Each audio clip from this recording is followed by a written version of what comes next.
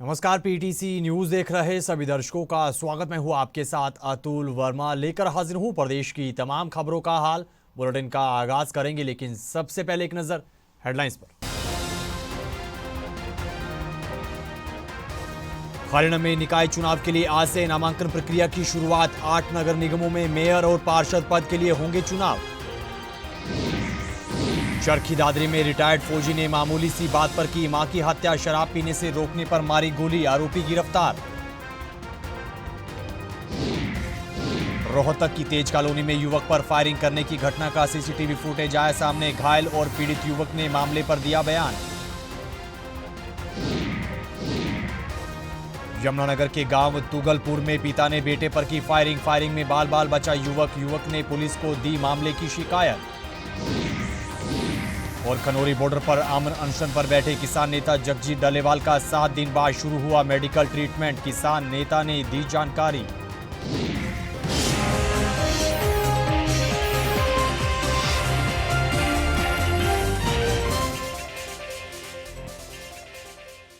तो चलिए बुलेटिन का आगाज करेंगे अहम खबर के साथ। हरियाणा में होने जा रहे निकाय चुनावों के लिए आज से नामांकन प्रक्रिया की शुरुआत हो गई है। जानकारी के मुताबिक 8 नगर निगमों में मेयर और पार्षद पद के चुनाव होंगे। इसके अलावा 2 नगर निगमों में सिर्फ मेयर चुने जाएंगे। इसके साथ साथ 4 नगर परिषद और 21 नगर पालिकाओं के लिए भी चुनाव होगा और इन चुनावों के लिए नामांकन प्रक्रिया 19 फरवरी तक चलेगी, जबकि पानीपत नगर निगम चुनाव के लिए नामांकन प्रक्रिया 21 फरवरी से शुरू होगी। बता दें कि बीजेपी और कांग्रेस ने ये नगर निगम चुनाव सिंबल पर लड़ने का फैसला किया है, लेकिन भाजपा और कांग्रेस ने अभी तक अपने उम्मीदवारों का ऐलान नहीं किया है। वहीं निकाय चुनाव के नामांकन की प्रक्रिया की तैयारियों को लेकर सिरसा समेत अन्य जिलों के प्रशासनिक अधिकारी अलर्ट हो गए हैं। सिरसा में रिटर्निंग ऑफिसर नियुक्त किए गए एसडीएम ने कहा कि लोगों को ज्यादा से ज्यादा वोटिंग के लिए जागरूक किया जाएगा। जैसे कि सभी को पता है, नगर परिषद के चुनाव आने वाले 2 तारीख को होने जा रहे हैं। 12 तारीख की इनकी काउंटिंग होनी है, तो उसमें प्रशासन की तरफ से मुझे आरओ बनाया गया है। मेरे अंडर में 3 एआरओ हैं। कल से नॉमिनेशन का प्रोसेस शुरू हो रहा है। सिरसा नगर परिषद में 32 वार्ड हैं। यहाँ पे 143 बूथ हैं और लगभग 1,60,000 के करीब वोटर हैं। हमने सारी व्यवस्थाएं पक्की कर ली हैं और हम अच्छे से बढ़िया से शांतिपूर्ण तरीके से चुनाव करवाएंगे। कल से नॉमिनेशन हमारा स्टार्ट हो जाएगा, जो कि 17 तक चलेगा। 18 तारीख को इसकी स्क्रूटनी है, 19 तारीख को हम सिंबल अलॉटमेंट हो जाएगा। बस हम सभी से यही आग्रह करेंगे कि ये जो चुनाव है बिल्कुल शांतिपूर्ण तरीके से इसको करवाना सुनिश्चित करें। हमारी तरफ से कोई सहयोग चाहिए, हम वो सभी को प्रदान करना सुनिश्चित करेंगे। इधर चरखी दादरी के गांव लोहड़वाड़ा में एक रिटायर्ड फौजी ने अपनी मां की गोली मारकर हत्या कर दी। जानकारी के मुताबिक शराब पीने से मना करने पर रिटायर्ड फौजी ने मां पर फायरिंग की और इस फायरिंग में महिला की मौत हो गई। वहीं फायरिंग में अन्य लोग भी बाल बाल बचे हैं। पुलिस ने मौके पर पहुंचकर हथियार और 4 गोलियों के खोल बरामद किए हैं। पुलिस अधिकारी ने बताया है कि आरोपी रिटायर्ड फौजी को गिरफ्तार कर लिया गया है और आगामी कार्रवाई अमल में लाई जा रही है। लोहड़वाड़ा गांव में चंद्रो नाम की लेडी को उसके बेटे सुनील ने गोली मारी है। तो मौका पर जो थी चंद्रो नहीं थी, उसको परिजन गोली लगने उपरांत इलाज हेतु सिविल हॉस्पिटल दादरी लेके गए थे और वहाँ मौका पर एफएसएल टीम को बुलाया गया। एफएसएल टीम ने पूरा मुआयना करके और वहाँ एक तो डोगा 12 बोर और एक जिंदा कारतूस, एक चला हुआ और 6 कारतूस उसके साथ डोगे के साथ रखे हुए जिंदा मिले हैं, जिनको पलंदा वगैरह बना के कार्रवाई की जा रही है। उसने 2 राउंड गोली चलाई है और तीसरी गोली जो है उसकी माँ के लगी है। जो मृतका की बेटे की बहू ने, सुमन है जो, उसने अपना लिखित दरखास्त आज दी है। तो उसमें यही बताया है कि भी वो जैसे घर में झगड़ा हुआ इनका और झगड़ा होने उपरांत इसको जो है सुनील को कमरे में बंद कर दिया गया और बेटा था उसका था वो अपना खेलने चला गया। जब खेल के वापस आया तो वो कपड़े लेने के लिए जब उस कमरे में गई तो इसके हाथ में डोगा था। खबर रोहतक से है। रोहतक की तेज कॉलोनी में बीते दिन स्कॉर्पियो सवार दो युवकों द्वारा फायरिंग करने की घटना सीसीटीवी कैमरे में कैद हुई है और इसका सीसीटीवी फुटेज भी सामने आया है। वहीं पीड़ित युवक ने जानकारी देते हुए बताया कि उसने फाइनेंस पर 20,000 रुपए लिए थे, जिसकी एवज में वो ब्याज समेत 37,000 रुपए लौटा चुका था। लेकिन इसके बाद भी आरोपी लगातार और पेनल्टी के पैसे देने का दबाव बना रहे थे। इसी कड़ी में दोनों युवक गाड़ी लेकर घर पहुंचे थे और पैसे को लेकर गाली गलौज शुरू करने लगे और फायरिंग भी कर दी। वहीं घायल युवक और पुलिस अधिकारी ने भी मामले को लेकर जानकारी दी है। 20,000 रुपये लिए थे जिनसे रविंदर पहलवान पे जी, सारा मान उठेगा जी। ठीक है जी, सारे के सारे पैसे दे, ऑनलाइन पैसे डाल रखे है। जिस दिन मैं खुद कह रहा हूँ, एक दिन मैंने किस्त नहीं दी, 2 दिन नहीं दी, उनके 3-3 हज़ार रुपये पलंटी लगा दी। जैसे मैंने 500 रुपये किस्त बंधी थी मेरी, ठीक है, 37,500 रुपये मैंने ऑनलाइन कर दिए और के भी गूगल पे करा रखी है मैंने, सारे मेरे बाकायदा सबूत है जी।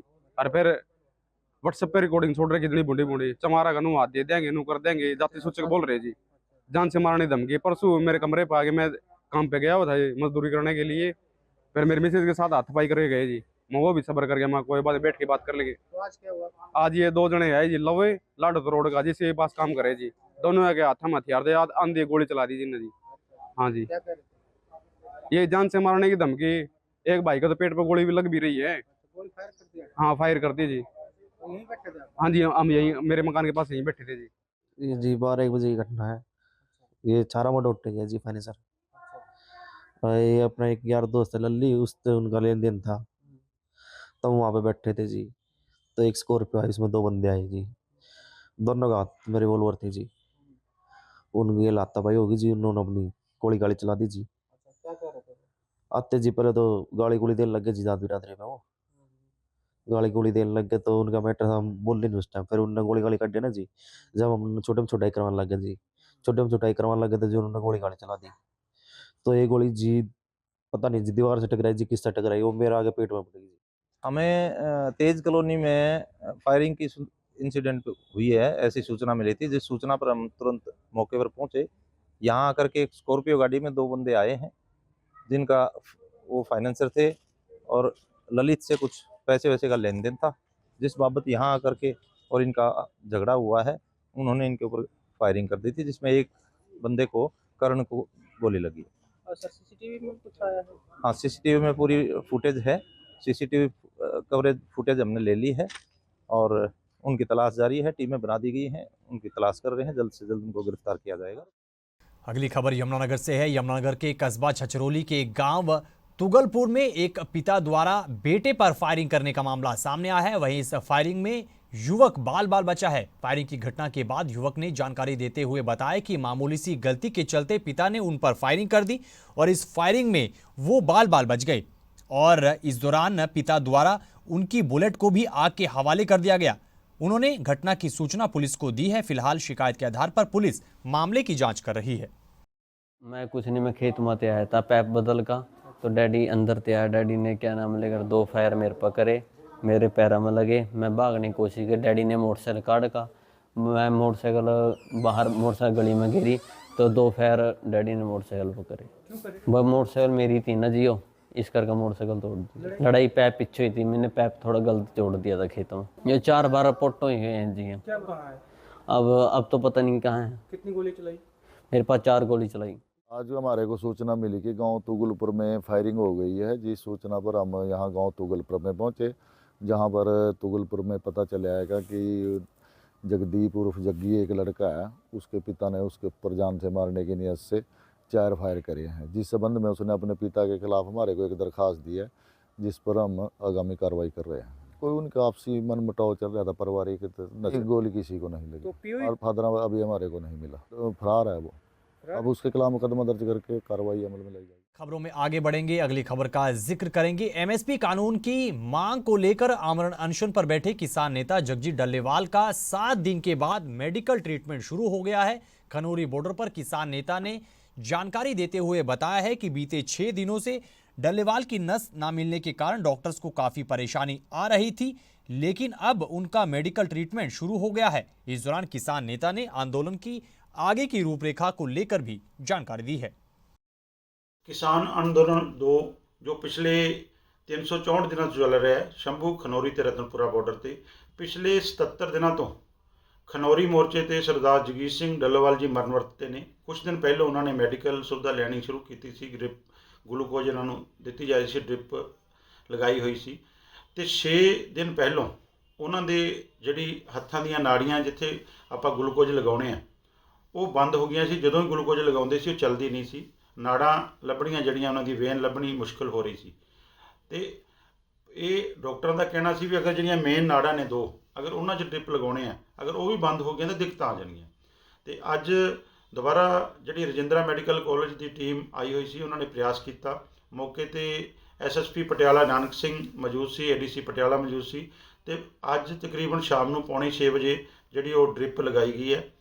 ਤੇ ਲੇਕਿਨ ਉਹ ਦੇਖਦੇ ਕਿੰਨੀ ਦੇਰ ਚੱਲਦੀ ਹੈ ਕਿਉਂਕਿ ਜਦੋਂ ਲੰਬਾ ਟਾਈਮ ਲਗਾਉਣੇ ਫਿਰ ਸੋਜਸ਼ ਹੋ ਜਾਂਦੀ ਹੈ ਤੇ ਉਹ ਡ੍ਰਿਪ ਬੰਦ ਹੋ ਜਾਂਦੀ ਹੈ।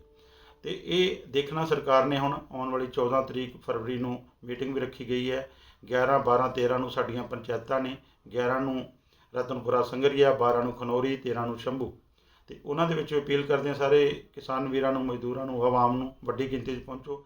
इधर हरियाणा के कैबिनेट मंत्री कृष्ण पवार ने दिल्ली चुनाव के नतीजों को लेकर प्रतिक्रिया दी है। दिल्ली में भाजपा की प्रचंड जीत पर बोलते हुए मंत्री कृष्ण पवार ने कहा कि अब केजरीवाल के जाने के बाद दिल्ली की जनता अच्छा महसूस कर रही है। वहीं स्थानीय निकाय चुनावों पर बोलते हुए उन्होंने कहा कि इन चुनावों में मेयर और उनके सिंबल पर लड़ने वाले चेयरमैन की ही जीत होगी। इस दौरान उन्होंने अन्य कई मुद्दों पर भी प्रतिक्रिया दी है। जिनों के आशीर्वाद से 27 साल बाद दिल्ली में भारतीय जनता पार्टी सरकार बनी है और 11 साल बाद किस प्रकार से दिल्ली जूझ रही थी केजरीवाल की सरकार में, उससे छुटकारा मिला है। अब 2-3 दिन से दिल्ली के लोग बहुत अच्छा महसूस कर रहे हैं क्योंकि 11 साल तक झूठ बोलकर राजनीति की। उन्होंने कहा कि मैं 2100 रुपये महिलाओं को दूंगा। पंजाब के अंदर 1000 की घोषणा की थी, आज तक वो पंजाब में नहीं दे पाया, लेकिन भारतीय जनता पार्टी ने अपने मैनिस्टर को 2500 रुपये देने की बात कही है, हम देंगे। दूसरा उन्होंने कहा कि हरियाणा से जो दिल्ली का जो पानी पीने के लिए आता है उसमें हरियाणा जहर मिला कर देता है। तो माननीय नायब सैनी जी ने खुद जमुना के अंदर जा कर के उस पानी को पिया और जहाँ हरियाणा से दिल्ली में एंट्री पानी होता है वहाँ से पानी की बोतल भरी और दिल्ली के अंदर जो पानी है जमुना उसकी बोतल भरी, उसके अंदर सारा कालापन था, हमारा बिस्लरी जैसा पानी था। खबरों में आगे बढ़ते हैं। पीएम मोदी के खास कार्यक्रम परीक्षा पे चर्चा में हिस्सा लेकर लौटी नारनौल के धोलेड़ा की संस्कृति मॉडल स्कूल की छात्रा खुशी के साथ पीटीसी न्यूज ने खास तौर पर बातचीत की है। इस दौरान उन्होंने पीएम मोदी से मुलाकात के अनुभव को साझा किया है। देखिएगा।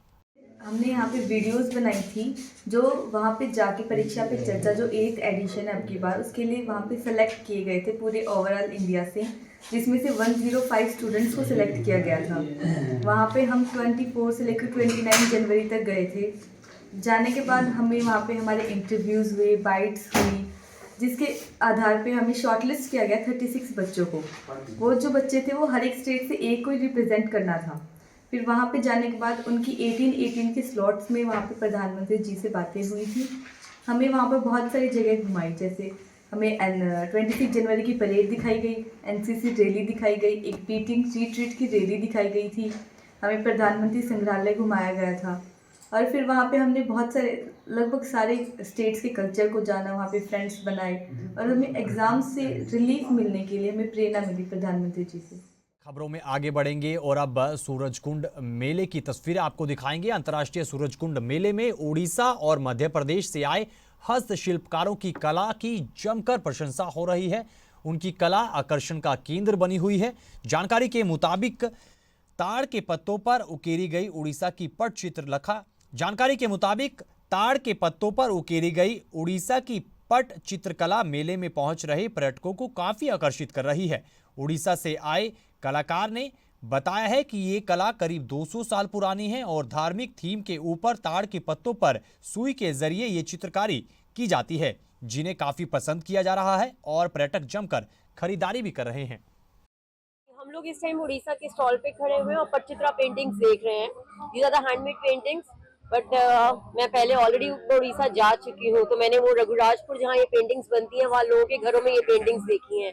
मेरे घर में ऑलरेडी 3 पेंटिंग्स हैं, मेरे पास एक साड़ी भी है पटचित्रा पेंटिंग की। So this painting is definitely एक डिफरेंट, बहुत आर्टिस्ट का एक अच्छा काम है, तो इसीलिए हम लोग इस स्टॉल पर ही देखने आए थे। तो इन तस्वीरों के साथ फिलहाल इस बुलेटिन में इतना ही, लेकिन पीटीसी न्यूज़ पर खबरों का सिलसिला बदस्तूर जारी है। आप बने रहिए पीटीसी न्यूज़ के साथ। फिलहाल के लिए दीजिए इजाज़त। नमस्कार।